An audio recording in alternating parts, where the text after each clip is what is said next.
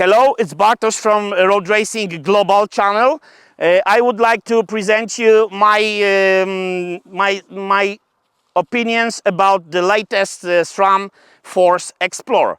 I am with Sram Groupsets familiar since a long time ago. In 2001 I bought my first MTB bike, the giant bike with some Grillon made Sram equipment on it, 4.0 as far as I remember.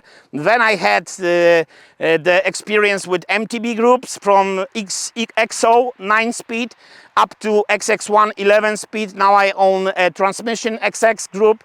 I owned 10-speed road groups, SRAM Red and other groups. So I'm pretty familiar with all what this company has done in recent 25 years. And now we are at the Gravel Groupset, which is 13-speed gear. And what are my impressions after initial few rides after purchasing this bike, Villiers Rave ID2? Well, first and foremost, for me, the most important progress here are the brake levers, braking also, but the configuration of the cassette. This is the main point here for myself. What I like here, that the first 4 gears, the step is only 1 gear. So we have here 10, 11, 12 and 13. And then the step goes to two tooths. So then we have 15, 17, 19 and 21. And then the gaps are bigger, but this is already not so important because the important part of the cassette in case of stable cadence we have here at the bottom. So that's really impressive. It's a transmission way of mounting rear derailleur without the limit screws. What's important here also, it is configured to work only with this size of cassette. So it will work with cassette from 10 to 46 tooth and with no other. That's pretty simple. Under load, it works really good. You can push really hard and change the gears and it will work really quickly. I can compare it to XX transmission in my MTB bike. It's faster, for sure.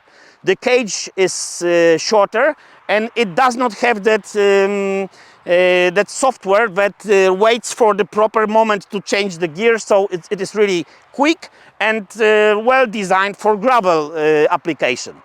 When it goes about the cranks, we have here carbon crank arms, the power meter, which works really good. It's not as advanced as the red power meter, which is here in the located.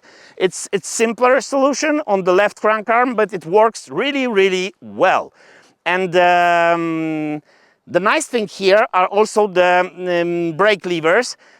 They are comfy. They are 1 centimeter longer than the brake levers in Shimano. It's very important to take it into the consideration when you are setting up the geometry of your bike to fit exactly what you need. I own such a service, Bike Selection, about which you may hear in Slow Twitch podcast. I will put the link down below to the podcast, then you can search it out. My over 1 hour of discussion with very nice people from Slow Twitch, with Eric and his journalist. And then we spoke also about my service, Bike Selection, where I help people to find the right size, right geometry bike according to their needs, and we discuss it in 45 minutes Teams meeting. Getting back to the group set. What's also nice here are the brakes. They change a lot. The modulation is finally here. It's much better than it was before in the 12-speed XPLR SRAM that I owned in the past. And now it's working really good. You can really brake with 1 finger. It's not a marketing claim, it's a reality here. And they are really comfy. They are a bit longer, so you can hold it with the whole hand. It's really possible. What's more, with the brakes, SRAM is using steel discs. It's really okay because they are prone to fading. They are also resistant for some kind of temperature problems and issues. So it's really constructed well. Maybe it's not super light, but it's durable, it's working, it's not squeaking. So it's really a positive thing. As far as I know, I haven't tested it yet because I haven't done 10,000 kilometers on this bike. It's just it's pretty new bike. It has maybe 500, 600 kilometers in total. maybe a bit less. But I have heard that those chains, flat top chains, road chains from SRAM, are really durable. But it's not my own opinion; it's the opinion of other users. So I just push it forward. Nowadays the competition in gravel equipment mainly is between Shimano and SRAM. Shimano is still at 12 speed group sets. The GRX DA2 is nowadays 12 speed, but I'm more than convinced that Shimano will go 13 because of the really nice steps, and it is, maybe we can say that 10 speed was enough, but frankly speaking, if you want to have the highest comfort, and everybody wants to have it, it's good to have additional cock here, and then the spacing is really spot on. I ask you also for a subscription. This channel is brand new, as you see. The original channel, Road-Racing.pl, has 25,000 of followers, but this one here is really new, and it's the first video that I record especially for this channel.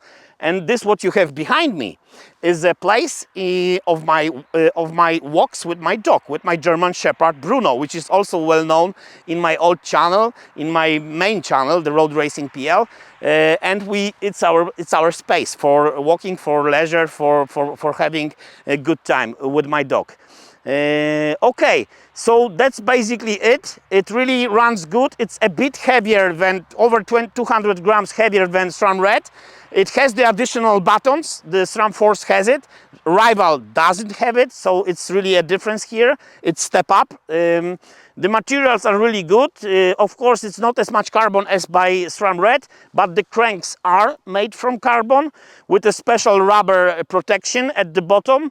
This group is a little bit like Ultegra is in Shimano offer. So it has the same features as the top tier group, but it's more affordable than it. It costs way less than SRAM Red, but it still works really, really great.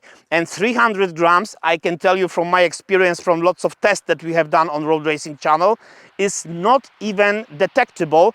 When you are testing this on the road, in terrain, it will for sure not make you slower. I can guarantee this. Weight is generally overestimated by cyclists because, in my opinion, it's because the cyclists can measure this easily on their own, and that's why they focus so much on the weight. Okay, just a few words about the bike itself. It's Villiers Rave SLR ID2.